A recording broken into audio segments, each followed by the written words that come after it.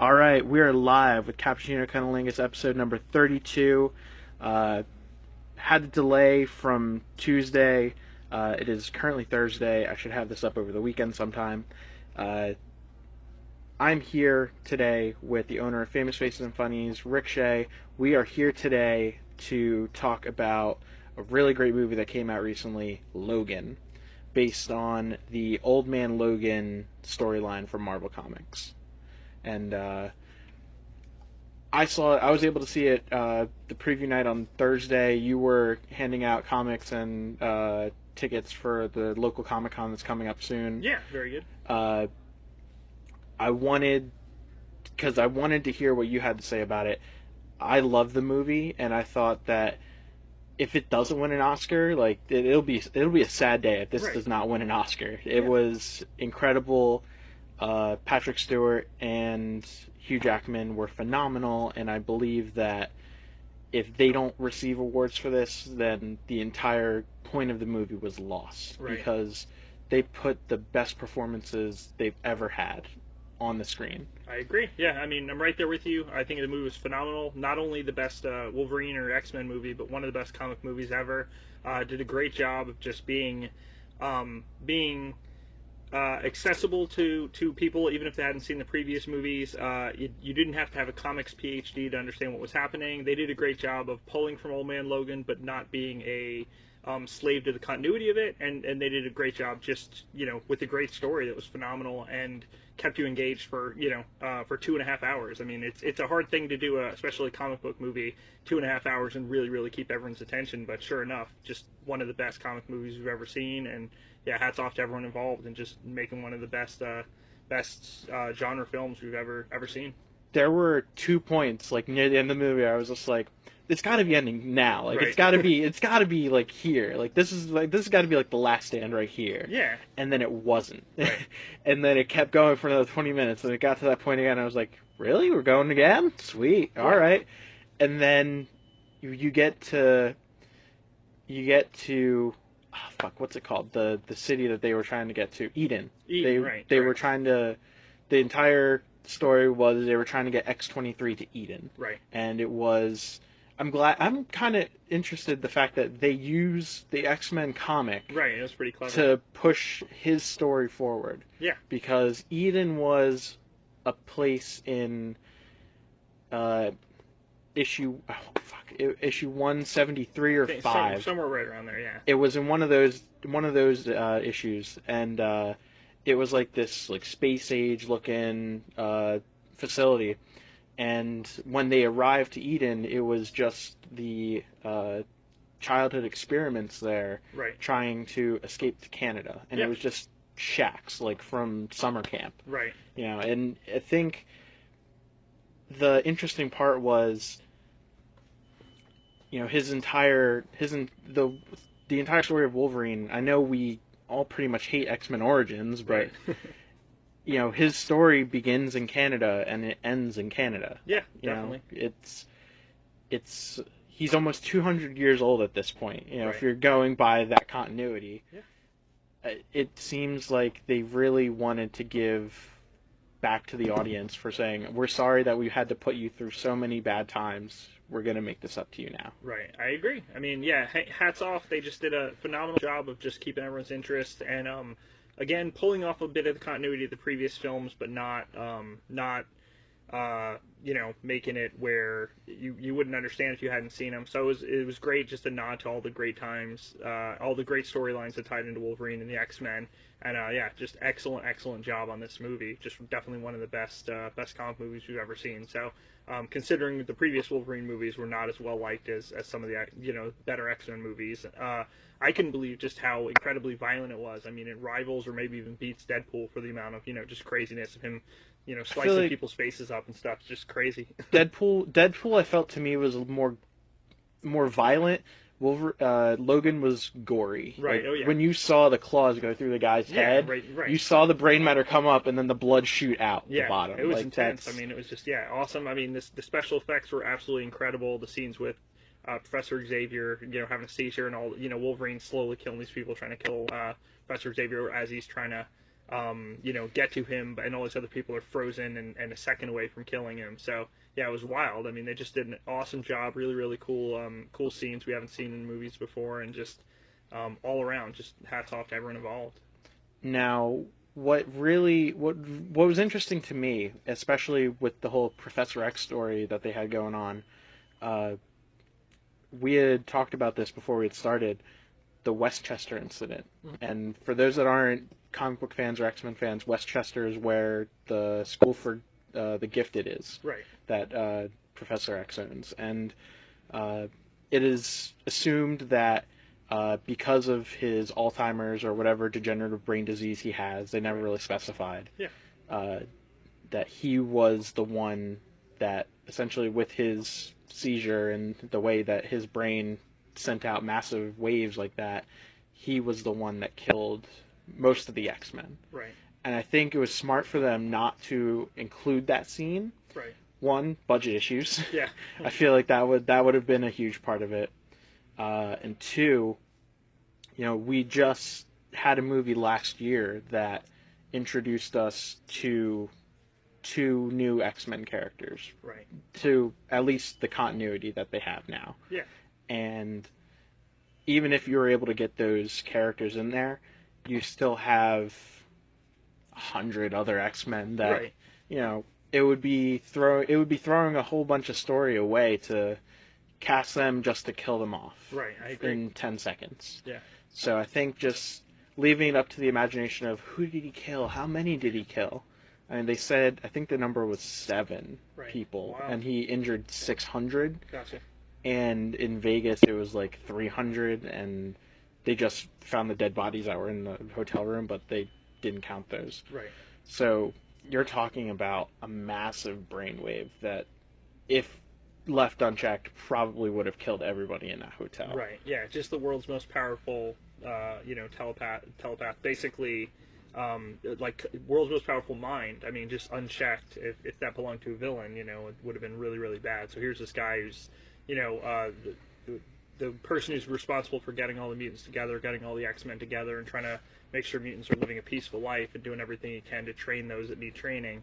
And just as he gets older, of course, he loses control of his powers, and it leads to some pretty interesting stories. So yeah, they did an excellent job with it.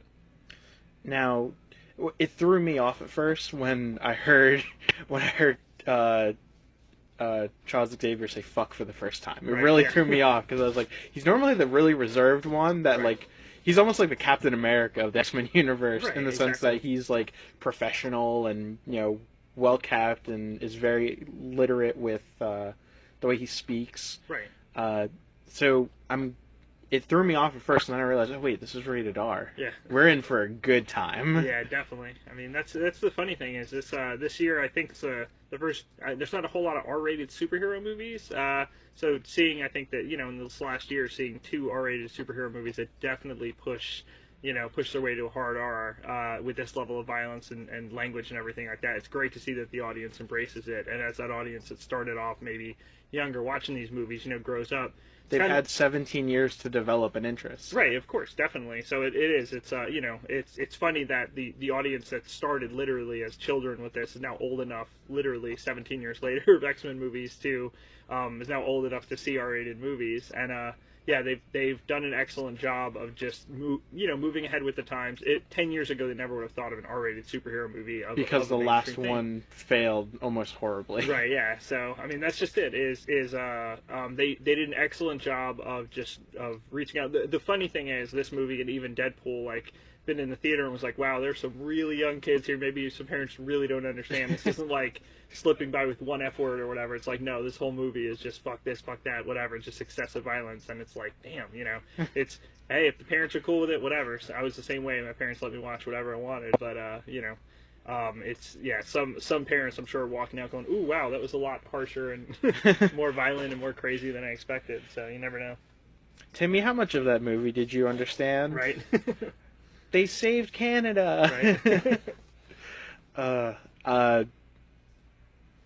What was something that you didn't like about the movie? Because I felt like it was really good overall, but there was one thing specifically to me that kind of didn't sit well, and I want to know if it was the same thing for you. For the most part, I really enjoyed it. I mean, I really there's not much I can nitpick on it. I mean, I thought they did an excellent job, and just overall, I definitely went in. Even hearing all the hype, I didn't get a chance to check it out till a few days after it was out. But everyone that saw it, loved it. I heard one or two people say it was okay, and I was like, oh, that's surprising, considering how well loved this movie was. I know it did really, really well this weekend. So yeah, for me, I don't really have any complaints. I think I went in even with high expectations. I went out very, very pleased with it and really, really enjoyed it. So yeah, I can't really think of anything that I can pick apart on this film. I thought it was excellent, and I really thought 2.5 hours might drag a little, but yeah, for the most part, I've just kept my interest every second of it, and they did a great job with it. The moment for me that kind of like took me out of it was when they first introduced X-24. Right. The full Wolverine clone. Gotcha. Because to me, you could tell that they used a body double and then just superimposed his face onto it. Sure. Like, kind of like Terminator Salvation. Yeah. Like, I felt like that was... Because that's what drew me out of that movie, too. Was just like, I know that's not Arnold Schwarzenegger. Right. I just know that it's not him. Yeah. So I felt like that was the only part that, really threw me off. Like, they easily could have gotten somebody else to, play that character or introduce somebody different that wasn't, necessarily exactly a clone. Right. But that's the only part that really threw me off. And it wasn't like bad. It's like, I hate this. No, it was like, it just kind of took me out of it a little bit. It was, especially with spoilers, the death of Professor X. Like, that scene kind of like threw me for a loop. Because at first, I honestly thought it was Logan. Yeah, of course. I mean, that was the shock for the audience where you're like, wait, what the, and he comes in, he's like, it wasn't me, but yeah, it was definitely pretty shocking. It took me a second to realize what was happening, and then I'm like, wait a minute, he's not back yet. What the? So yeah, it didn't bother me as much, but at the same time, I could see that being where you're coming from. Yeah, it was definitely interesting, and that I guess some people have kind of said, oh well, the original reason that there was an X-23 is that they couldn't straight up clone Wolverine, or that it was that the DNA they had didn't properly work to make a full-on Wolverine clone. That's where X-23 came in. Mm-hmm. So it's like, wait a minute, how suddenly are they able to make an exact replica of Wolverine later on? I mean, it just seems a little off. But no, overall, yeah, really didn't bother me as much. And it made for an interesting fight, like younger, less battle scarred, and more younger version of Wolverine versus like this old guy that's fallen apart, after hundreds of, almost 200 years or whatever. So I thought it was interesting, but yeah, I can see that being a part that might take you out a little. Did you ever pick up why they said he was dying? Like, I kind of picked it up here and there online, but it doesn't really like fit. I feel like I missed it. Like, whether it was the adamantium that's like unbinding from his skeleton, or if it's adamantium itself that's poisoning him and can't heal anymore. Right. Yeah, I think it might be the adamantium, but yeah, I don't think they made it super clear. I just took that it was a matter of how many times has he, gotten so close to dying, his body can only do so much. Even after, I don't think anyone was supposed to be. Even with the healing factor, the fact that he's almost 200 years old and has been through all this crazy shit, and just everything between that and surviving at least a few, seizures from Professor Xavier, obviously taking a lot out of him physically and mentally and everything. So, yeah, I don't know. I don't think they made it super clear. I think it's just a matter of, the adamantium somehow slowly poisoning. I don't think they put it in him going, oh, well, let's think of his long-term health as we're giving him this crazy thing that can cut through anything. So, yeah, I didn't pick up anything specific. I understand where it was going, and yeah, I thought it worked. I thought it was okay that it was kind of mysterious, just because for so many years, obviously, Wolverine was a super mysterious character. You didn't know anything about his origin or whatever, his real name or anything, until about 12, 15 years ago, when Joe Quesada said, what's the one story we never want to tell? All right, let's tell it, and they just finally said, screw it, and obviously some people were like, no, you should never tell his origin. And he's like, this character's been around for 35, 40 years, and we should finally get around to it and just tell his origin, and why not? And it was interesting. Even his origin story has a pretty good twist or two in there, so they did a good job with that one, and yeah, and it's pretty cool seeing his early days, and they're not exactly what you expect, building up to him going into Weapon X, which of course they told that a little bit earlier, but showing Wolverine as a as a teenager in in the mid 1800s, pretty interesting. So yeah, I thought it was cool. I thought it all worked well in the movie. So now, something that bothers me outside of that is the day before the movie came out, Patrick Stewart said, "All right, I think I'm retired from playing Professor X for clear reasons. I mean, he dies in the movie. Yeah. But over the past 3 days, he's come out twice and said, "Oh yeah, I'd come back for this. Right, oh yeah. yeah, I'd come back for this." Right. Yeah. Like, dude, It's kind of funny, right? Don't say something and then like 2 days later be like, "Oh yeah, I'd come back for that." Right. It does seem a little silly, you know.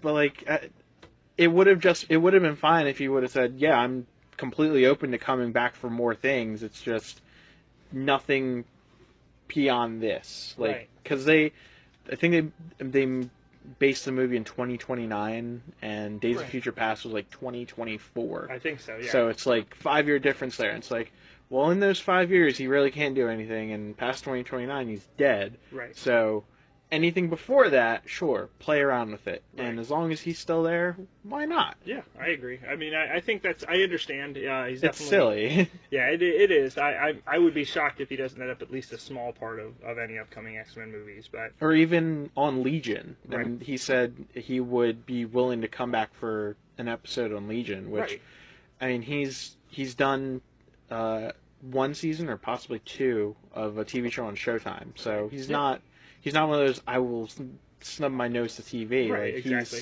Right, that's where he came up. Yeah. He's willing to do the Samuel L. Jackson, Nick Fury thing and appear in one episode. I think that would be awesome if the season finale we actually saw Professor Xavier and that it is more directly tied into the movies and stuff like that. So that would be phenomenal if that actually happens, where all of a sudden we see Patrick Stewart at the season finale. I'm not holding my breath. I know they've only got a few episodes of Legion left, but we'll see what happens. Mm-hmm. Now, have you been enjoying Legion? I haven't had a chance to dive into it just yet. It's one of those, like, my friend Paul that works here is the biggest X-Men fan, and he's loving the show so far. It does take a lot of liberties from the comics, but he said is one of those shows that is just, you need to give it 110% of your attention.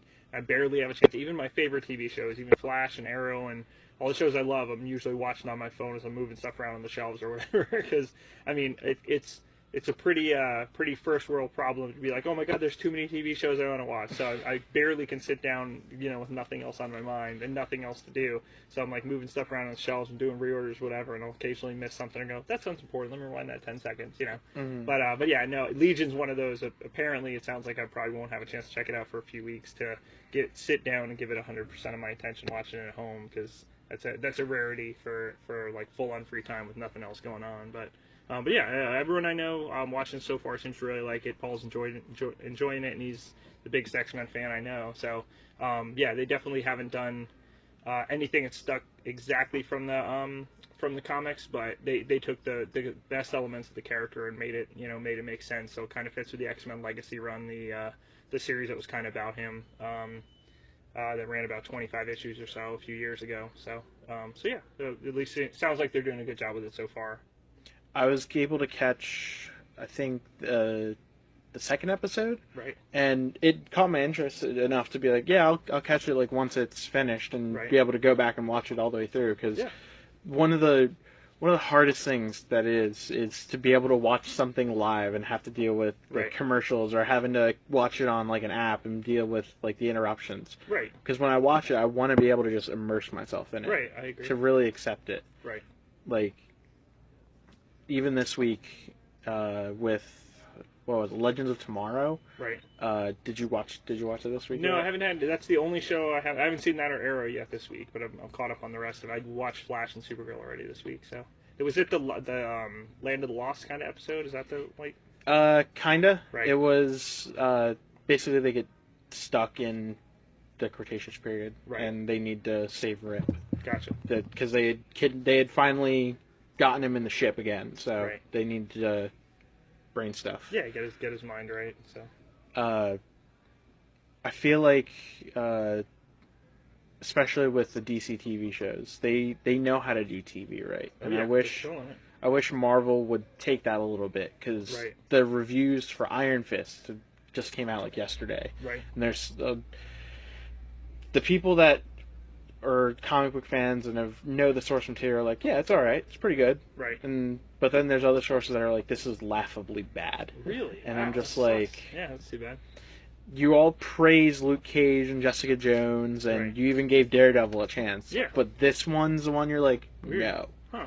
That's a shame. Yeah, it seems like Marvel Netflix so far, if this really is a dud, this will be their first dud, because so far, I mean, they've just turned characters that weren't really household names into household names by just putting out a great series for each. I mean, phenomenal, pulled some actors out of nowhere that have, obviously blown up over the last few years. So, yeah, I'm hoping it's just a few people maybe jaded just because of how much good, comic book TV series and comic movies we have, that it takes, I think at this point there's some people, if it's not a 12 out of 10, they're like, oh, this sucks, so there's some movies obviously that get picked apart. I'm a little biased as a giant DC fan, but I see that obviously in the DC movies where people are like, oh, Suicide Squad sucked, Batman vs Superman sucked, and I'm like, they're not perfect movies, but I don't think they deserve the they don't deserve the hate. They're good for what they are. I've enjoyed them, but so I feel like that's the thing. I wonder if this is the beginning of Marvel finally catching, when everything you do is a 9 or 10 out of 10. If you only have a 8.5, people are going to pretend it's garbage or whatever. I don't know. You never know. There's always some people are just too hard to please. So I'm looking forward to it. That, to me, like, it's whether they're comic book fans that work for these outlets that were saying, oh, it's bad because this and this. We should be thankful that we're getting it. Like, right, exactly. that should be like issue number 1. You get it. Right. All right. Now that we've accepted that we're thankful that we get it. Right. This was different from this, and this is how I think it should have been. Not burn down the whole fucking building. Right. Yeah, I agree.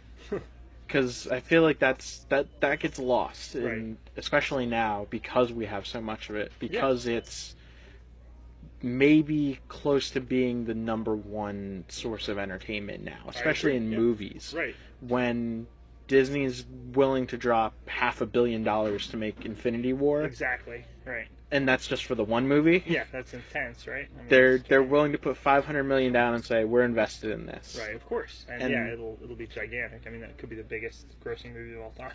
I would be shocked if it doesn't pass $2 billion. Right, because exactly. they want that return. Right, they'll get it. They will get it with the all of the things coming together for this movie. I mean, hands down. Like, I think it's gonna. They have such fantastic source material to pick from, and literally, even if they just said, hey, look, Infinity Gauntlet, word for word, it would be great, because that's hands down one of the best Marvel events or comic events, period.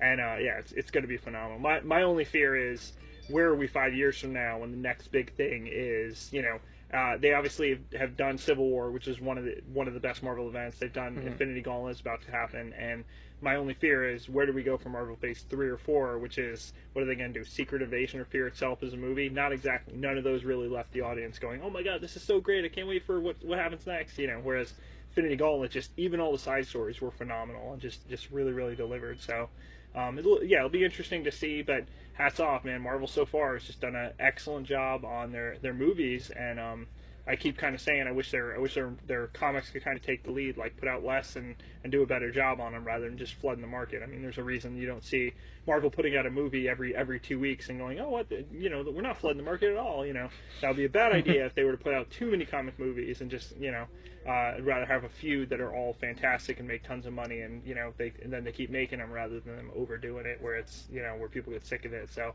I do think I think these next few years we will see more diversity as far as like more comedies, more. At one point, I know this is way back, but at one point they were talking about making a Green Lantern movie with Jack Black or like somebody more comedic, and I mean they were like moving ahead with it, because they were like, well, we keep doing superhero movies that are all serious, it's eventually gonna dry itself up, and obviously that was 65 superhero movies ago that they were saying this, but at the same time, I get where they're coming from. There could definitely be some. Obviously, the DC stuff as it is much darker than Marvel, and they catch a lot of static for that. But I really feel like eventually we're going to see more stuff.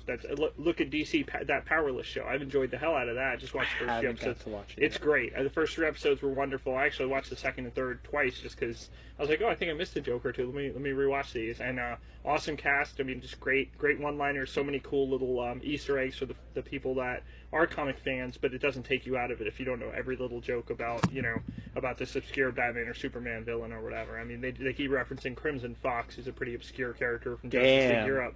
Yeah, and that's like the running joke that like Crimson Fox in the first episode, and then like the Vanessa Hudgens character is like, oh, I picked Crimson Fox in the superhero. Should I pick Batman or Crimson Fox? She's like, and they're like, oh, well, you met Crimson Fox, you pick her, and they're like, sucker, and then of course Crimson Fox like saves the day, and so they get points in their like superhero fantasy league for who saves lives and stuff. But yeah, it's Powerless. I've enjoyed the hell out of, and I would like to see more. I would like to see more comedy kind of movies. I mean, you don't want to see a funny Batman. Well, ironically enough, Lego Batman, of course, is great, but you don't want to see like a live action like comedy Batman movie where that would be a tough one. But. I think you could do a live action comedy Batman movie, right?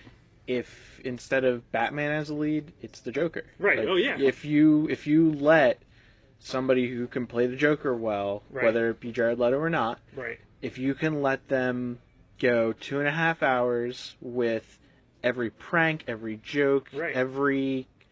every little gag that he's ever done in the comic books, just to pick from. Yeah. And you just let him play mind games with Batman for a whole movie. That'd be pretty wild. You could get away with doing a comedy Batman movie. Right. You couldn't do that with Batman being the main character. He'd have to be the supporting character. Yeah, of course. But I think, like, especially because now we're seeing, I felt Suicide Squad wasn't as dark as what a lot of people said it was. Right, I agree.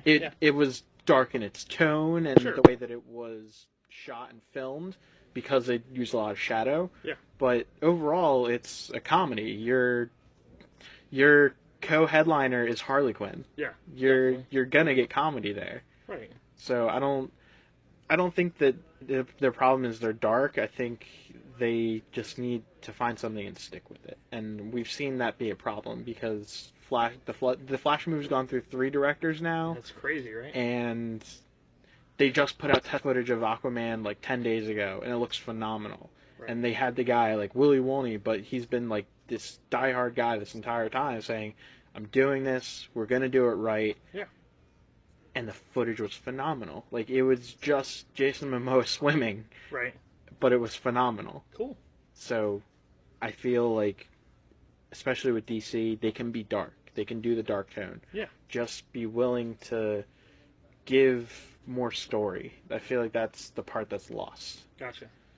Yeah, it is. I mean, like I said, it's a miracle like that we have so many amazing comic book TV shows, so many comic movies. I mean, it's funny growing up where it was like, oh my god, look, there's one comic movie this summer, this is awesome, or the whole year, and now it's like, oh my god, it seems like everything, and yet we're getting 6 this year. Yeah, exactly. I mean, you get to the end of the year and you're like, oh my god, look, and 5 of the top 10 movies will be, if not 6, will be come from comic books. And it's even obviously superheroes are the ones that dominate the box office, but even some of the just oddball movies, and there's still people walking around my store and they go, oh, 8-Ball, Ghost World, I didn't know Ghost World was based on a comic. What? They made a comic of this movie? No, they made a movie of the comic that was around 10 years earlier. So it's funny kind of seeing just oddball stuff that was from from Vertigo or from Fantagraphics or from whatever independent publisher become movies, and I think we're seeing more of that. I mean, I think the next 3 or 4 years we're going to see a lot more Image TV shows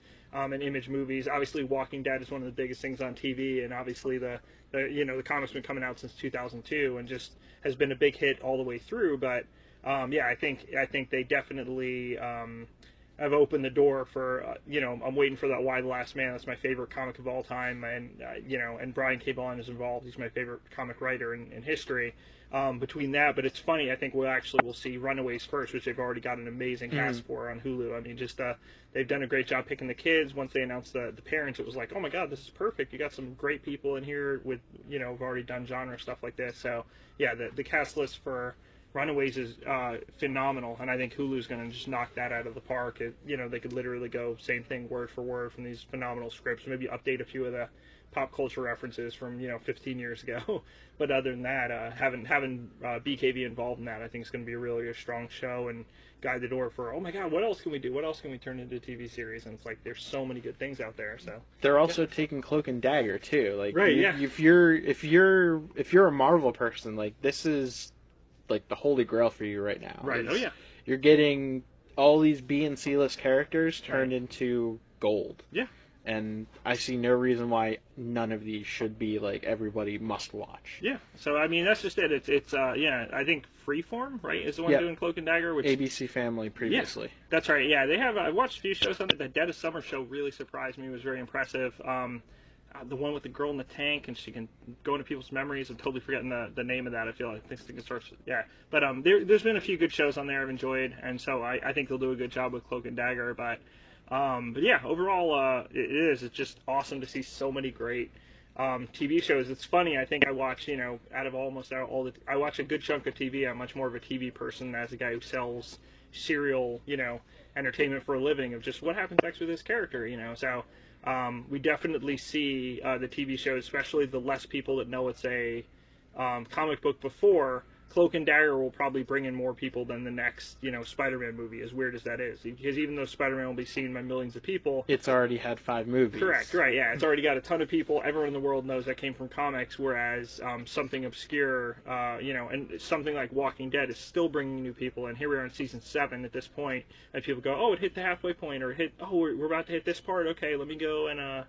start with the graphic novels right where Negan comes in or whatever. So, I think stuff like Cloak and Dagger, Runaways will bring in a lot more people than the average, the next Avengers or the next Spider-Man or Batman movie or whatever. So, it's definitely cool to see so many new people all the time getting excited about comics. Now, speaking of exciting casting, just before we started the podcast, Ryan Reynolds announced on Twitter that Zazie Betts, she's an actress from the TV show Atlanta on FX. Right. She's going to be playing Domino in Deadpool 2. Very cool.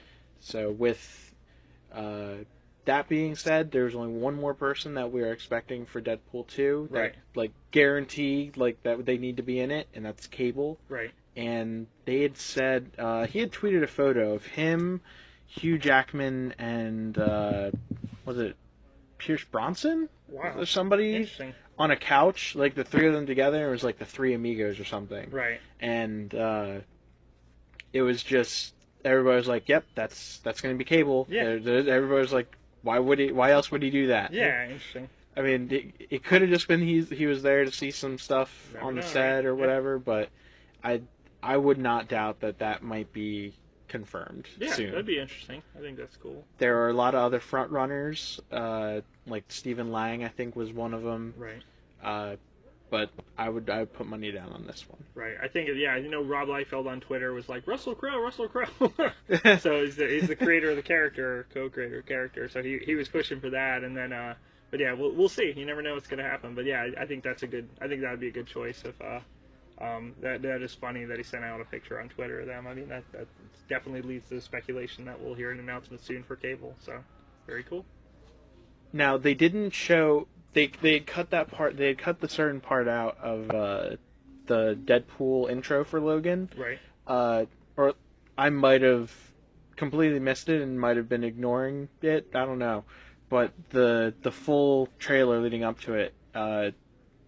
was that supposed to be Stan Lee's cameo? In the Logan movie, was that part there? The part with the Deadpool part? Yeah. I mean, I don't think so, but yeah, I honestly hadn't read too much up on it, so yeah, I'm not too. Because sure. he we all know he does the little bit pieces in him. So I was like, I didn't see him throughout the entire movie. I was like, where is he? Where is he? Right. Then I saw after I got out, oh, that was really cool that Deadpool killed Stan Lee before the movie. I was like, that was Stan Lee. Right? Yeah, And that I was didn't think that was Stan Lee. no. Yeah, I don't think so. But when Ryan Reynolds put out the full video, right, he goes, "Shut the fuck up, Stan Lee." Right. And because he's off in the distance or whatever. Huh. So I was I just didn't know if that was supposed to be his bit part. I just took it as, I thought I just missed something where it was just, Deadpool unknowingly calling an old person Stan Lee or whatever. But I don't know, maybe it was something I missed too. Who knows? But yeah, it's funny. Let's see, what else did I have? Because we've been gone for almost 2 months. Right. At least in recent news, at least what I can think of, we did lose somebody from the I don't want to say Avengers universe, but the Marvel TV universe, and that was Bill Paxton. Right. And he's been not necessarily like a geek icon, but he's been in enough pop culture now to really be like, yes, this is what I'm known for. He's known for 500 different roles. Right. But, the most notable ones being Aliens and Twister and Marvel's Agents of S.H.I.E.L.D. Right. I really think that, there's some people that might not have known who he was because he wasn't a main guy. He was always a supporting character. Right. And I feel like those are the ones that get lost. Right. Yeah, but it is a shame. I mean, he definitely was a great actor, had so many wonderful parts, and just really did a great job. I mean, he was only part of the Marvel universe with S.H.I.E.L.D. for a short time, but it was definitely an interesting character and kind of right at the interesting twist with Agent Ward and everything, having him right there. So yeah, he was definitely a big part of that show and part of the Marvel universe. So. But yeah, definitely a shame there. And let's see, what else did I have? I've really enjoyed Riverdale so far. I mean, the first few episodes of that have been great. The last few years, Archie has definitely made their comics a little more grown up, and they're not getting. To What do you mean by grown up? I mean they're definitely Archie has their they still do a lot of digests and stuff like that where it's like, oh look, kid friendly Archie stories where it's like, oh look, we're fighting over this, or who can build the biggest sandcastle at the beach or whatever, but the last few years they've really gotten a lot more aggressive in their marketing and reaching out to a older audience, and the funny thing is Archie finally had a hit in comic stores with Afterlife with Archie, which started about three and a half years ago. Sadly, we're only at issue 10 when we should be about issue 40 by now. That book is phenomenal. I was like, some of the other people that work here, I was like, oh, did you guys read that? They were like, no, it's an Archie book. I was like, trust me, read this. And sure enough, that book was phenomenal. It just... Walking Dead level of violence with a bunch of characters that we know, and seeing like some major characters get turned into zombies and some pretty dark shit where you're like, oh my god, Sabrina brought who back to life and what's going on here? So it's definitely awesome to have characters that are thought of as like wholesome and like just apple pie become very like dark and like trying to survive a zombie apocalypse, and one at a time or two at a time getting killed off, and like, oh look, this thing happens at homecoming dance or whatever, and then sure enough, just one at a time seeing these major characters getting killed and on the run, kids that have always had like and oh no, I don't know who to take to the prom. How am I going to take both Betty and Veronica to the prom? All of a sudden it's like, how do I survive? There's a zombie, my friend that's how do I survive Betty and Veronica killing me at the prom? Exactly. So yeah, so it's Afterlife with Archie is phenomenal, and it's funny because they've shown a few clips on there, either in dream sequences or whatever of the show kicks off with the death of a pretty minor character in Archie.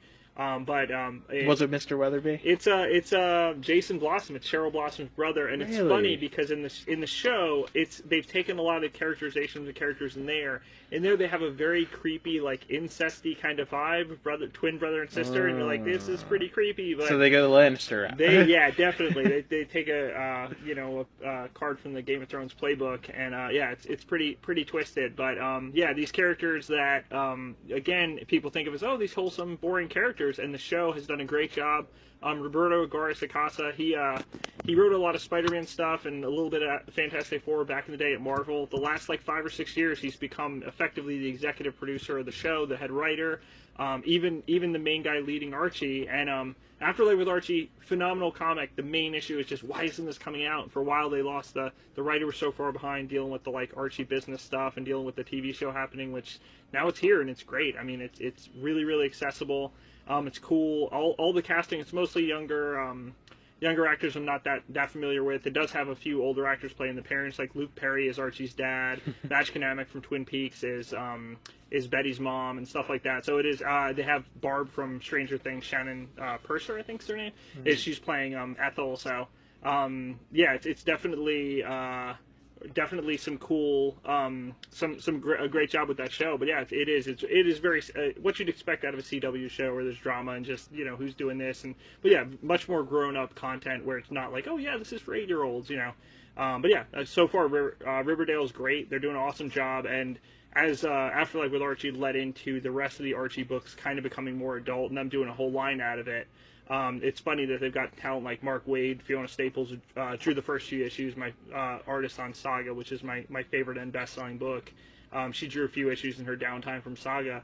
And yeah, it's awesome just seeing these characters come to life and more modernized take on them. And them dealing with a murder in a small town and and they're not used to it, and seeing, one at a time kind of saying, oh no, it wasn't this person's fault, it wasn't that person's fault. So pretty interesting take on the characters. They're doing a great job, and yeah, and it's definitely led to a few more people coming in going, oh, I want to check out the Archie comics similar to the show. Here you go, read Road to Riverdale or read the Archie, volume 1 and 2 that are out already. And there's definitely a contingent, I don't think we're quite going there yet, but that think that season 2 or season 3 of this show, if they go, hey, you know what, ratings are okay, what if we did this? What if they did have the balls and to just say, okay, screw it, this is going to happen. We're going to have our big showdown where it becomes Afterlife with Archie. Characters after 2 seasons of being a drama show, all of a sudden becomes an action show of how do these characters survive in the zombie apocalypse. I don't quite think that's going to happen. I feel like they would love it. I feel like they would save that because they did renew it for a second season. Oh yeah, right. They really enjoy it. Once I get a handle on everything else, right. Especially after you said that, I want to get into Riverdale. Oh yeah. When they announced it and they said it's going to be Archie, but like Twin Peaksy, I was like, it is. Yeah. I'll take that. Sure. Yeah. It's clever. They've done a great job of modernizing all the characters, giving them all their own twists and turns, and kind of set up a really cool long-term story. But yeah, I don't quite think we're going to see that for season 2. But I would love it if they said, you know what? Ratings are good. They're not quite. Let's turn it on its head in season 3 or season 4. Let's make it Afterlife with Archie, and just no going back. It's now a zombie apocalypse after 2 or 3 seasons of a standard drama show. That would be amazing. So I'd love to see that happen. I'm not sure I'm in the majority there, but I think it would be awesome if that was half as good as the comic based on it. It would be phenomenal. So I would assume that if ratings started to go down a little bit, like right. after in season 2B, I feel like right. the second half of season 2B, if they were like, ratings have been down like 50% or whatever, right. or at the beginning of season 3, they had ratings low for their premiere. Sure. They were just like on the verge of cancellation. I feel like they would go all out and just be like, fuck it, Afterlife with Archie. I can hope that it's well received as it has been so far, but yeah, it would be very okay if they want to go the zombie route. It's definitely it would be a bold move, but I think it could definitely be an interesting show to be like, oh my god, how are ratings 3 and 4 higher than they were in 1 and 2 because they had the balls to try something different. And yeah, if it's near as good as the comic, it'll be excellent. Now, what really took my interest back into it, because I never read Afterlife with Archie. What right. took my interest back into like that section of the comic books was when they did the Predator and Alien crossovers. Right. Yeah. I felt like those were so off the wall and bonkers that I was just like, we'll try anything now. Why not? Yeah. So I feel like those were a good pick to really get people sure. engaged. Yeah. And then going into Afterlife with Archie, right. I feel like that it sounded like a good choice. Oh yeah, I mean that's the thing is Roberto Aguirre-Sacasa and the other John Goldwater, the other people at the top of Archie, they've gotten more progressive the last few years, and it's like, oh look, Archie crosses over with Glee, it makes sense. Archie crossed over with Kiss, okay. Archie versus Sharknado, that really is a one shot that's out there. So I mean they definitely have done, and it came out of course the same time as like Sharknado 3 premiered on Sci-Fi. Mm-hmm. So they're genius as far as marketing. It took them 50 years to get to this point, but Archie's always sold better on newsstands at, sometimes it's the only stuff left at a newsstand, alongside all the like magazines. a 7-Eleven or something. Right, because they're the only company that's kept like a newsstand presence, and where they're literally like paying for it, but it's worked. They've done well with newsstands where they're like, oh yeah, we sold 80% or 70% of our total sales this year were through newsstands and Barnes & Noble and Books A Million, not comic book stores. And it was only the last years with Afterlife with Archie and the Archie relaunch and all the other stuff from there that they have gotten to sell a little better. So yeah, they have Archie they've come up with some great clever takes on it and modernizing the characters, and it's just led to some really really cool comics and now a really cool show that of course is also bringing in a new audience. So they're doing a great job with that. Now, while we're on comics, I wanted to jump over to DC real quick. Sure. Because I don't know if the event had started yet. I've been loosely keeping up with it because I want to get the series itself like as a whole because I feel like it's important. Right. The Batman and Flash crossover, The Button. Correct. Right. Did that start yet? Not just yet. I think it comes out on mid-April, so we're about a month away. We had to order a little earlier than usual. Normally we're ordering books, it's called Final Order Cutoff, or FOC. Mm-hmm. We're doing that 3 weeks before, and then they lock in their... I'll finish it Monday at midnight or 11:57 just in time, and then the next day DC and Marvel set their print runs and go, hey look, we have stores order 100,000, we're going to print 115,000 and have 15,000 for reorders because we believe enough in that book, or oh well, this one isn't a big hit, we had 30,000 orders, we're only going to print 32,000, 2,000 to cover shortages, damages, and a handful of reorders, and that's it. But with this book, we ordered very aggressively. We ordered over double our standard Batman and almost triple our standard Flash sales. But it's basically starting to explain how the Watchmen thing ties in. Issue 21 and 22 of Batman and Flash, and possibly one more issue beyond that. But those two are basically...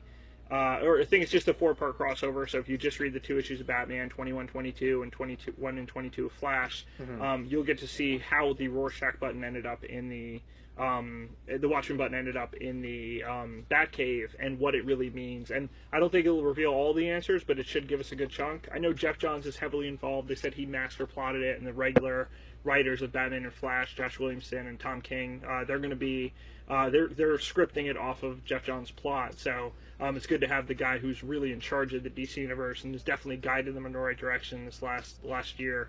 The Rebirth stuff's been a giant hit, and as we hit the end of the first year, it's sales are still way up. I did a big article that crunched all my numbers, and I think I had 4 or 5 DC books that are down in sales. Some of them were down by only 1 or 2 copies against where they were for last January against this January, but then the other like 35 are up in sales, which is pretty phenomenal. So we're very very happy with that. We're definitely seeing a lot of new people coming in, and so far the Rebirth trade paperbacks have sold incredibly well.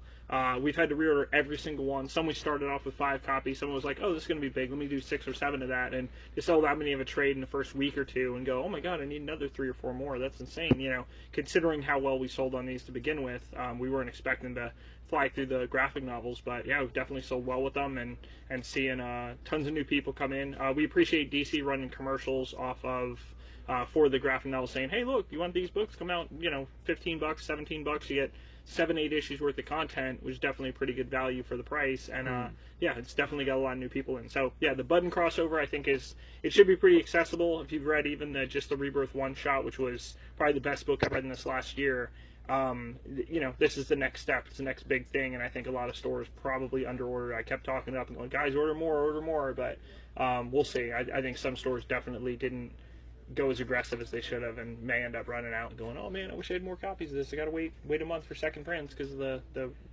I honestly don't even think second prints will have the lenticular cover because they have to print those about 8 or 9 weeks before in order to get those out in time. So Now, that article was on Bleeding Cool? Yeah. I've written a handful of Bleeding Cool articles just about what our Marvel sales were, and I think if you search Famous Faces on there, they should come up. But yeah, every week, same thing. Every weekend we contribute to the what's selling at our store, and it has been almost a clean sweep of DC and Image and Indie stuff, and then Marvel like barely makes our top 10. Like last week was a rare exception. I think last week we had 2 Marvel books in the top 10, 3 independent books, and 5 DC books. But normally it's like 6 or 7 DC books in the top 10 for us, 2 indie and occasionally 2 or 3 indie, and occasionally one Marvel book. But the Marvel books that are selling best, last one I had in the top 10 was Darth Maul. And so it's not even like Marvel Heroes; it's their Star Wars line. Yeah, Darth Maul I was afraid wouldn't sell it well because it was $4.99, and there's a lot of people that are like, you know what, I can barely do $3.99 comics, $4.99. I don't care what it is or who it is. I just refuse. I don't want to pay $4.99 or $5.99 for an issue. And we did get some good news from Marvel. 2 things in the last few days, which I gotta give them credit. You know, I'll be their biggest detractor and loud about it, but when they do something right, I'm more than happy to say, hey, great job, do more things like that. Marvel did announce their website's going to be more proactive in going, hey, go to your local store, because almost everything we've got from Marvel was like, hey, here's this thing, read it digitally. Like, you guys know there's like 2,300 stores that are selling your product. You can definitely point people in the right direction. Yeah. And DC, Image, all these other places basically still have the comic shop locator service accessible from their site, and Marvel, for whatever reason, 2 or 3 years ago, stopped having it on there. Or if it's on there, it's not easily found. Even Comixology, I think, still has something on there. Yeah, right, exactly, which is good considering that's our competition selling digitally. So for them to go, hey, go to your local store, that's pretty cool for them to do that. So Marvel's finally getting a little more proactive on that. And the other thing is they just announced, I think today or yesterday, Marvel's going to do something to advertise in movie theaters. I'm assuming it'll be, hey, look, we're going to have a 30-second spot in front of a Marvel or Disney movie or whatever, which is brilliant. Like, DC's been put on TV commercials for DC Rebirth when it first started. They did it now for the graphic novels for a second round, and it's definitely got new people in that were like, oh my god, I had no idea, you know. So it's awesome. And yeah, Marvel, it sounds like they're also going to be a little more proactive with their Facebook, which is like 70 million or 100 million people or whatever following their thing. So I hope they get more proactive, point people towards stores, and that's awesome. That's the best we can ask for, is just going, hey guys, if you like this stuff, you can buy here, not just digitally. We want comic stores to be around still 5 years, 10 years from now selling this stuff. So guiding new customers to us is always a plus, and we definitely appreciate that. Every time they do like a live feed, or even sometimes on Periscope, I'll catch like what's his name, Agent M or somebody that works for Marvel. Like I'll catch their live stream sometimes. Right. And like the one thing I always like try to keep posting is like, listen, doesn't matter what event you do, if it's not marketable for people to buy it, you're not going to sell any. Exactly. So like every time I get the chance, I always tell them, I always comment, I'm just like, could you bring the price down a little bit? Right, yeah. Could you work towards more of a DC thing here? Like, sure. You guys have arguably one of the best compendiums in comics. Sure. Do something with it. I Make agree. it more accessible. Yeah, that's just it. So yeah, they definitely need to get a little more. I think the problem with Marvel, and it sounds like they finally understand what the problem is, they have a handful of retailers that are yes men and they love everything they do, but the problem is those stores aren't growing. Like some of those, there's 1 or 2 stores. There's a store I've had a few words with back and forth, and that store is like, oh man, Marvel's so great to me. Marvel's so great to me. Well, what are your sales like? Oh, I sold 25 Civil War. I'm like, that's great, but that's not exactly giant numbers. We were selling, we were thinking we could sell about 100 Civil War, and we weren't quite hitting those numbers. So it's whatever your store sells, whether it's 2 or 3 or 5 or 10, whatever, that's great. But if all you're talking about is how great Marvel is, and then you give up your numbers for the same week for Batman #1, and you sold 25 Civil War and you sold 32 Batman, I think you're actually, Marvel's price is higher, but at the same time, you have more people coming in to buy Batman, and this is a store that's notoriously, I hate DC, DC sucks, DC sucks. Imagine if you weren't ripping on DC all the time, you'd actually sell even more of it. So I just think it's funny that Marvel seems to listen to the same 5 retailers that go, yeah, Marvel's great, Marvel's great, Marvel's great, then never seem to, they're the people that can fix the problem, and they haven't, and Marvel's seen other retailers abandon them and go, nope, I'm only ordering just this for the shelves, So yeah, it's definitely, don't put yourself in an echo chamber and then get surprised when the other 2,200 retailers are like, nope, whatever they're saying, we're doing the opposite, and our sales are great, they're just not great on Marvel products. So you guys got to fix your stuff, and hopefully we'll sell more Marvel is what it comes down to. So now, I know you're a DC guy. Does the Venomverse event? The Edge of Venomverse or whatever it is. Yeah. We'll see. I mean, I think it's cool. It sounds like they're bringing back Eddie Brock finally. A lot of people thought it was weird when they launched the new Venom book, and it was like, wait, you launched a new Venom book, but it doesn't have Eddie Brock? You took out the guy who's been Venom the last few years, and it's been about 10 years since they've had Eddie Brock as Venom. And a lot of people have been begging for that character to come back. I feel like Agent Venom wasn't bad. Oh, It yeah. was just a lot of the diehards are like Eddie Brock. Exactly. I mean, they've had Eddie Brock a little bit as the anti-Venom stuff, and it's been well received. But at the same time, I think it's interesting that the new take on Venom currently running right now, that just launched a few issues ago, has got a thing where the guy is the jerk and the suit is like, no, we want to try and be more peaceful, and the guy's like, no, oh fuck this, I'm going to use this and kill as many people as I can. And so they've got a lunatic that's running around in the suit now, and it's a great take. The writer's done a great job, but hands down, I think that they need to. They're bringing Eddie Brock back between issues. It sounds like he's going to be on the last page of issue 5 and issue 6, which becomes Venom 150. Marvel's very creative when it comes to numbering, and it's funny that they'll be like, oh look, we're on issue what would be 499 and 498. Suddenly we're going to go to 500, and then 3 issues later launch with the new number 1 anyway. So it's funny that Marvel's launched so many things with the new number 1 that now they're starting to go back to legacy numbering, and Venom's the first one to do that. Even though there's no Venom issue 148 or 149, they're adding up all the different miniseries, all the few ongoings, the 18 issue over here, the 12 issue over there, whatever, and coming up with, hey look, grand total of Venom comics that are just Venom, this comes to issue 150 just in time to bring back Eddie Brock as the new Venom. So it's an interesting take. It'll be a wild experiment to see how it goes, and just, you can only relaunch with the number 1 so many years in a row, doing it once a year where it doesn't mean anything anymore. So I think that's where they've hit, and they're seeing such diminishing returns that they have to realize, hey guys, look, Detective relaunched and it just hit issue 950 and we sold a ton of copies. Action Comics just this week came out with 975. They're right about to hit issue 1000 in a year's time. That's awesome, and it's DC, of course, they're kind of slightly regret not keeping those numbers there when they relaunched their whole line 6 years ago. But at the same time, to show they were serious, that was only the second Detective Comics number 1 in history and the second Action Comics number 1 in history after 75, 80 years, which is saying something. But yeah, they're I think Marvel's on the right track with the hopefully less is more. I mean, they're about to relaunch all these X books with a new number 1 and some shakeups and stuff, but I just Astonishing X-Men. Right, yeah, they just showed that. It's got a pretty good lineup. But anyone that liked Uncanny X-Force by Rick Remender a few years ago, hopefully this lineup will be good. And I think it's Charles Soule, who's an awesome writer, one of the best guys that's writing for Marvel. So I think that book will be well received. But they just don't need to put out 20 different X books and then wonder why aren't people buying these? Because they can't afford $4.99 and all these number 1s. Even the $4.99 times 20. Right, exactly. Even the new number 1s, X-Men Gold and X-Men Blue, a lot of people were excited, and then they saw, they're going to be $3.99, but they're going to be twice a month. And of course, the first issue is $4.99. It's like, guys, seriously, $18 just to try the first 4 issues in the first month of these 2 books? It's like,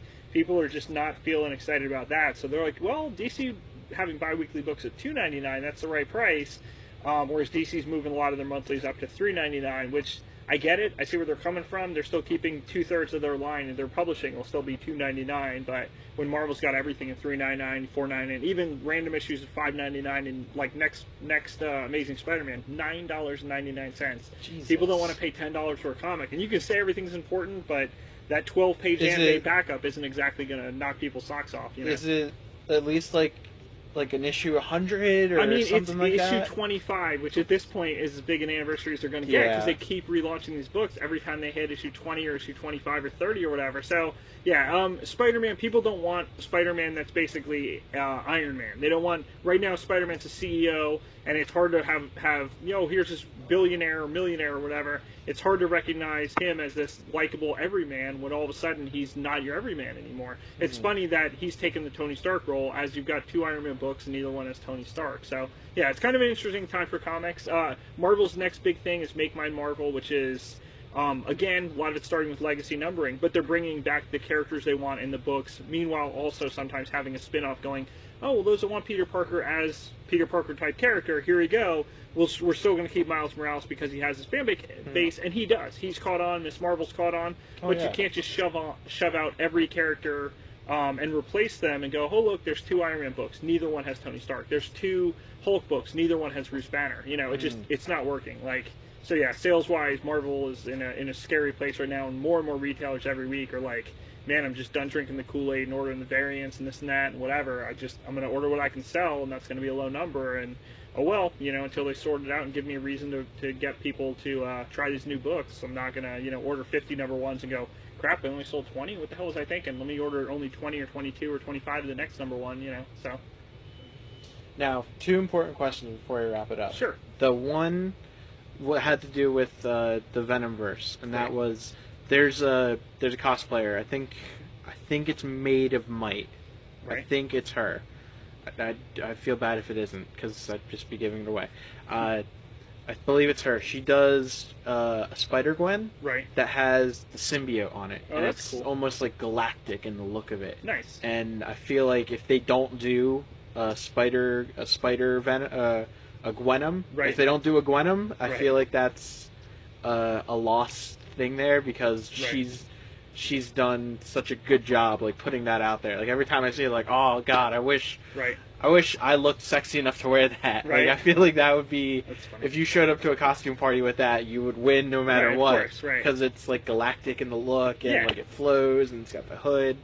So I feel like if they don't do that, which I hope they do, they've got a lot of good Venom stuff, from the last 15 years at least. Yeah. They've got enough there to put out something good. So. Well, there is a Gwenom character, believe it or not. So far, she's only appeared on the cover of I think it's Guardians of Nowhere issue 2. Okay. Whatever it is, they basically talked about Gwenom fighting Spider-Gwen for a year-long story, and that was the next big thing, and now it was 6 or 8 months ago, and we think they either pushed that back or whatever and realized, okay, maybe a year-long story. So even if they turn it into a 3 or 4 issue story, we should see Gwenom sooner than later. I don't think it's exactly what I honestly think the cosplayer might have beat them to the punch, just as more and more. I mean, that's the cool thing, is we're seeing cosplayers that are coming up with super clever, sometimes it's just a pun here or there or whatever, but super clever takes on characters where you're like, oh man, imagine if there was a Venomized version of this character, imagine if there was this or that. This month's Marvel variants, every month they have a different theme, and this one is Venomized characters. So this one's oh, here's the X-Men cover, and it's got a Venomized Storm, and a Venomized Old Man Logan, and Venomized,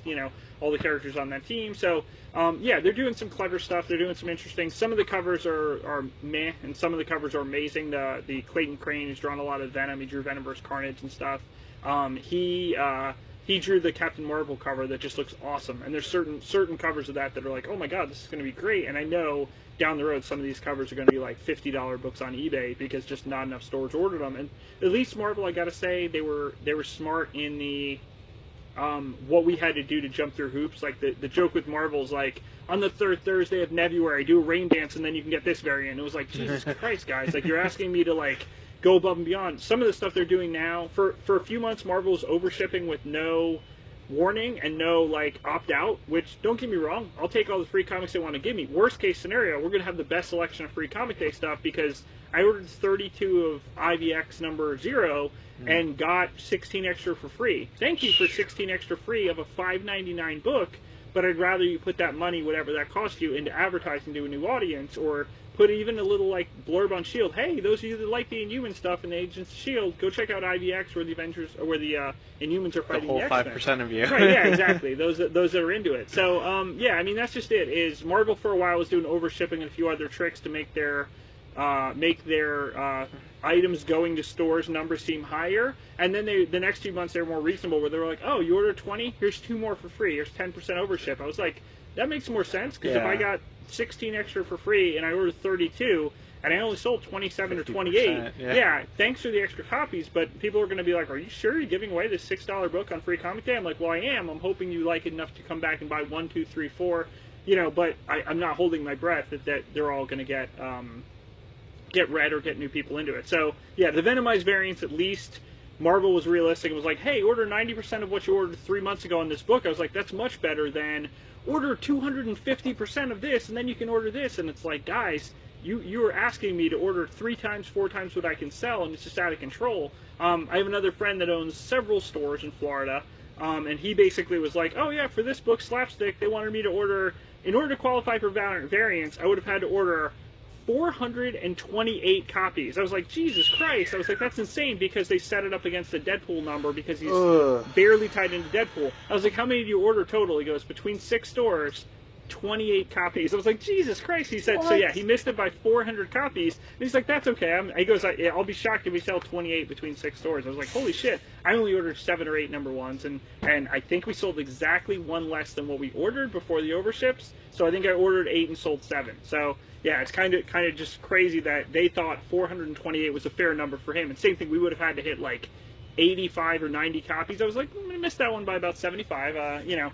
But yeah, it's just kind of crazy that Marvel is starting to realize retail. No one's going to jump for their variants or extra discounts or whatever if it is order 3 times what you can sell. It's like, no thanks. I'm not exactly a mathematician, but I always do the math when I can and go, oh, this makes you more money, puts extra copies on the shelf, let's do it.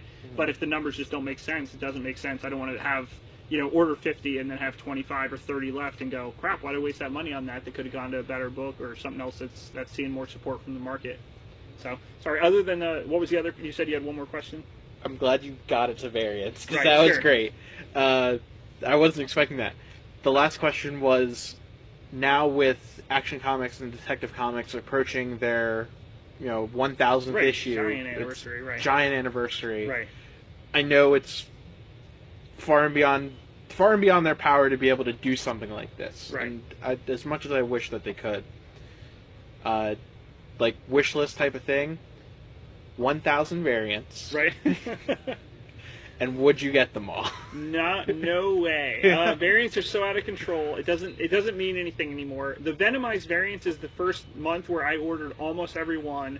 There's only 1 or 2. I think I didn't qualify for the Kingpin one, and that's because it was like, Kingpin, order blah blah blah. What you saw on Daredevil, order 150% of this, and I was like, there was just a recent Kingpin series that tied into Civil War, and it was, well, everyone who read it enjoyed it. We were only selling 10 copies. So for Kingpin number 2, I would have had to order 19 or 20. And I'm like, look, we only sold this, and sure enough, we sold 8 or 9 maybe of the new number 1, which sold less than the 3 and 4 of the previous series. So yeah, so we didn't jump through that hoop, and I was right to do that because I would have had to order double what I could sell just to get that variant. Realizing now that's the only one I'm missing out of the set, So, but you can find it. You can find it online for $12. Yeah, exactly. I mean, they're mostly hitting $8 or $10, so it's not the end of the world. But at the same time, I think out of 25, 26 variants, I think I'm only missing the 1, and I'm kind of like, well, I thought there would be more I wouldn't jump through hoops on, but it just happened the Kingpin was from the first week of release, which was last week, and it was one we weren't going to qualify for. Whereas almost all the rest, normally though,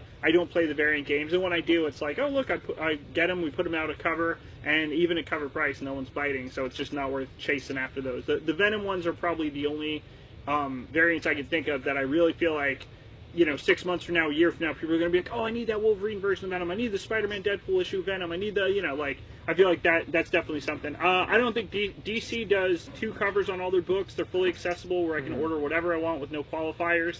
And maybe they'll do something special and go, hey, look, we'll do 1 in 50 or whatever. But I don't think they're going to pull, hey, look, here's 1,000 variants. Or here's even, like Marvel lately has been doing a 1 in 1,000 variant. And I'm like, guys, how many stores are ordering this? And it's funny because when they first did the with 2,200 shops, correct, right? That means you would have to go to Right. half of the stores, Right? in the country. Yeah, it's some of these at the same time were.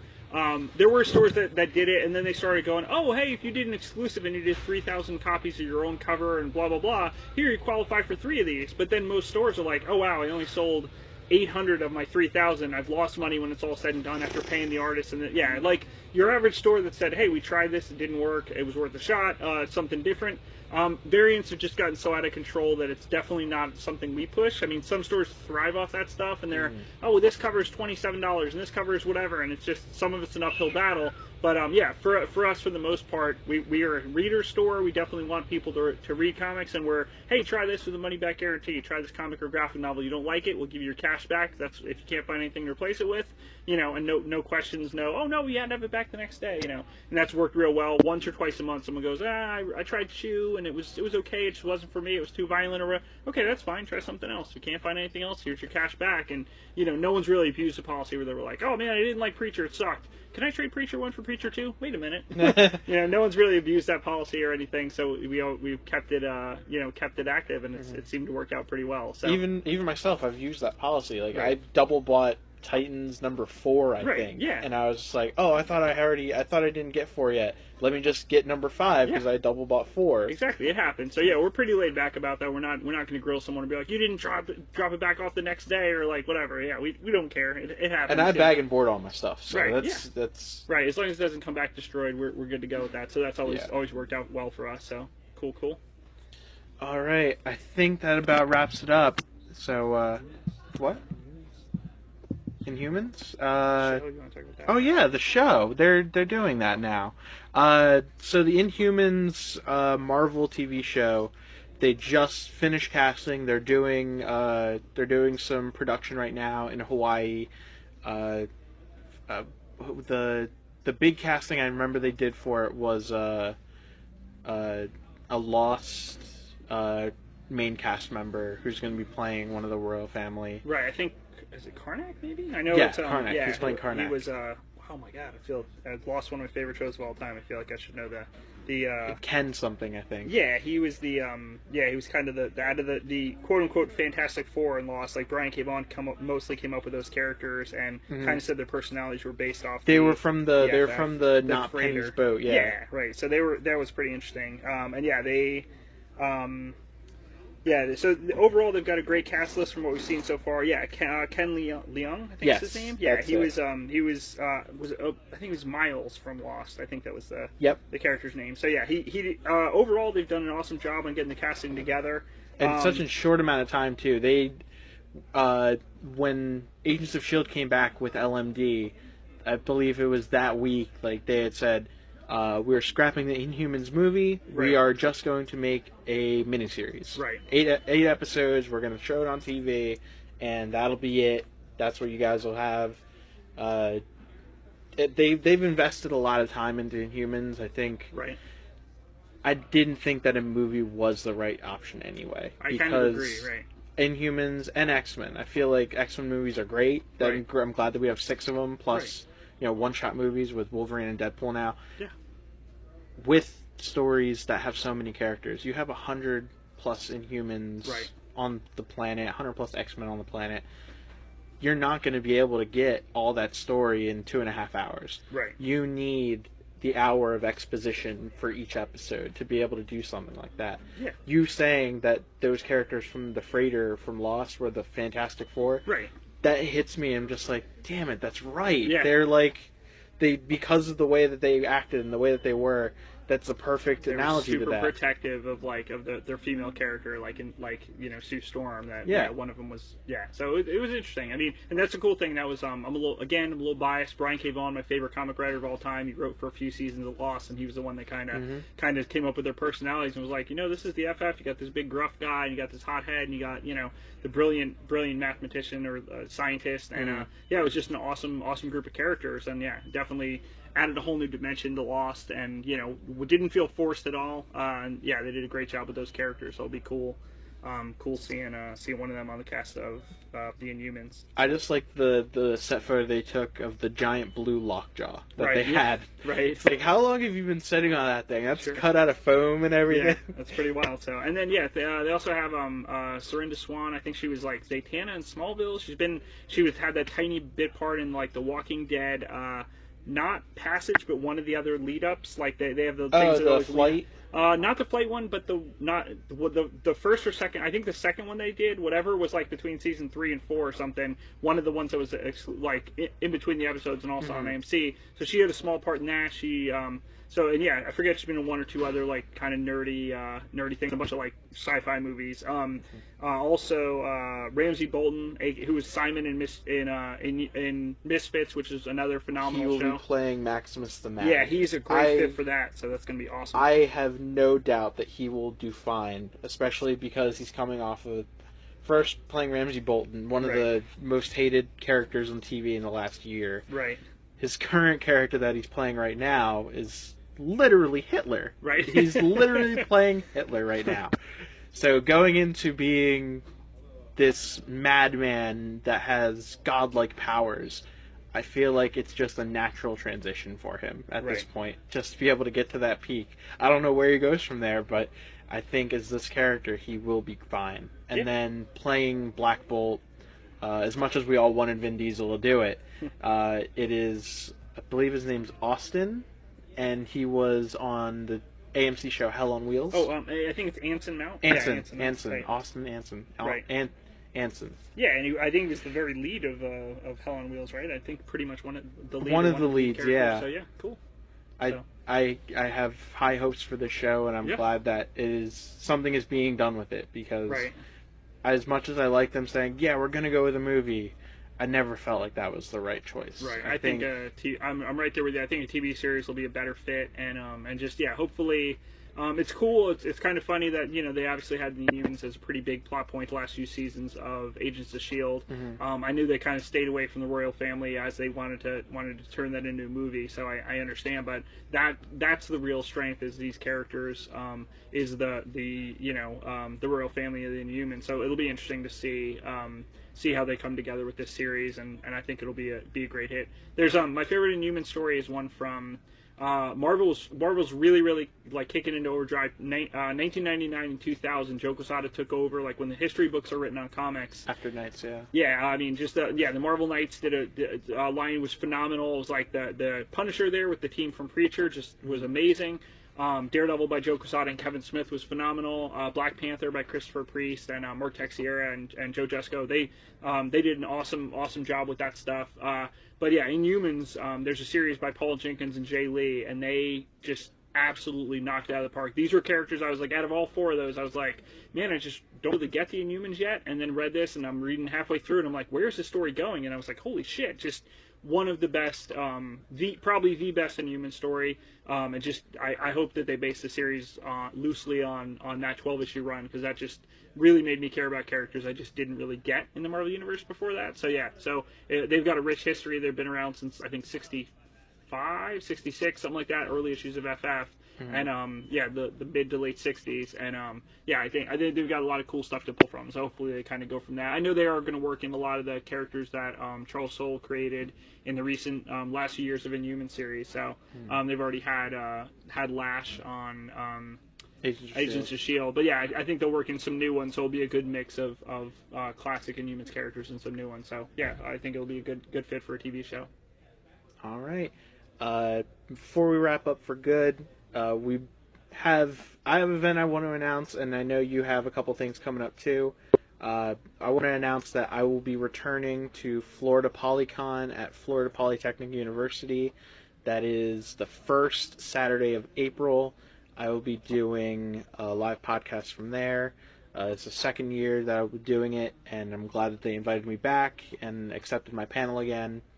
Other than that, just keep an eye out. I'm reworking a lot of podcast stuff right now because I'm also getting into YouTube gaming. So I want to start diversifying out a little bit instead of, I need to do a podcast every week. So I think, going for more, at least doing one a month, I think will be manageable for now until maybe the summertime where I might get down to maybe doing 2 a month. So I know you have a couple things coming up, so go right ahead. Big thing coming up next week. We're doing Melbourne Toy and Comic Con. It's going to be a great one-day show on Sunday, March 19th, and basically over 100 different dealer tables, all sorts of people coming from Orlando and some even from out of state. It's a great affordable $10 show, and if you pop in and grab a coupon from here, you get in for only $5. We'll even be at Cineworld, I think, this week and possibly next week, giving out more free tickets. If you spin the prize wheel, you can win that, and some pop vinyls and graphic novels, other cool promos. Every week we do different trivia at Broken Barrel. It's always fun. We have some big stuff coming up soon, like Walking Dead trivia, Game of Thrones, Disney animated movies and theme parks, Harry Potter trivia, Lord of the Rings, kind of stacking the deck leading up to Free Comic Day, just so we can hit that audience. And Free Comic Day, Saturday, May 6th. Everyone gets 10 free comics. Artists here drawing free sketches and people in costume, all sorts of fun. And just, every Saturday in May, the first 3 Saturdays in May, we're going to be giving away all these free comics. Spend $3 or more, just buy any one comic for $2.99, you're covered. And you get a free graphic novel in the third week. And then the end of that month will be a MegaCon. So this is the first year we're cutting it down to just 3 weeks. So just show up 3 weeks, you get a free graphic novel. And yeah, leading up to MegaCon, which we'll have 8 booths over there. I think we have one of the biggest setups, so it's always fun. But it's an adventure. We pretty much bring our whole store with us. So, but yeah, that's what's going on over at Famous Faces. So. All right, that's been episode 32 with the owner of Famous Faces and Funnies here in Melbourne, Florida, Rick Shea. Thank you, everybody, for checking it out, and we'll see you soon.